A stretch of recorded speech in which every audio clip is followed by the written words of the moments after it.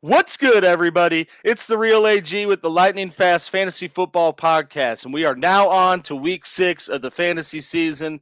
Some of your teams may be in total dismay at this point, whether that's due to injuries or just underperformers at this stage of the year. If you haven't been caught up to date on the latest injury buzz, please catch our Monday hangover video from yesterday.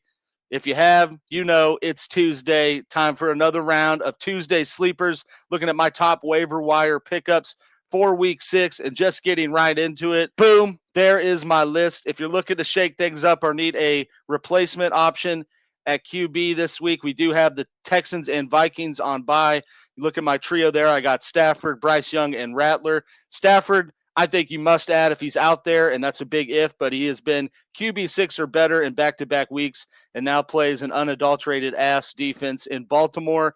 Bryce Young's been quietly solid, about to play a Cowboys defense that's averaging 304 passing yards a game. Spencer Rattler might not be the sexiest of picks, but he has thrown for at least 200 yards in 4 of his 5 starts, has 7 touchdowns on the year, some rushing upside, and plays the New England defense. Getting into the running backs, we have Michael Carter, the pairing of Vidal and Haskins with the Chargers, Kendry Miller, and the pairing of Kareem Hunt and Brashard Smith with the Chiefs.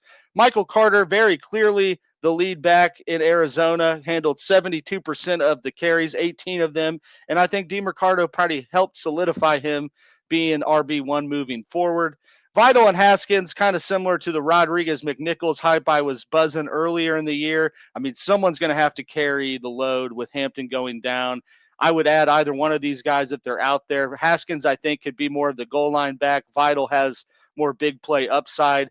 Kendry Miller, if he's out there, pick him up. He has quietly seen an uptick in his snap share every week, and I think even if Kamara's there, there's room for him to have a role in this offense. And the same thing with Hunt and Brashard Smith. Like, Chiefs' backfield is just a total dismay right now. Hunt's obviously the goal line back. I think Brashard's going to be quietly seeing an uptick in his involvement moving forward. At wide receiver, we have Dobbs, Franklin, Darnell Mooney, and Isaiah Bond. Some of these guys I've noted before, but if they're out there, I'd look at picking them up. They all have a decent snap share in a pretty favorable matchup in week 6. And then at tight end, we got a trio of Mason Taylor, Theo Johnson, and A.J. Barner. Mason Taylor finally had a big game, but he is kind of the de facto number 2 option in the Jets passing attack. Theo Johnson just caught 2 touchdowns in week 5, and A.J. Barner, for only having 14 catches, is somehow tied for the NFL lead in touchdowns by tight ends. So that wraps up our Tuesday sleepers, ladies and gentlemen. As always, please like the video,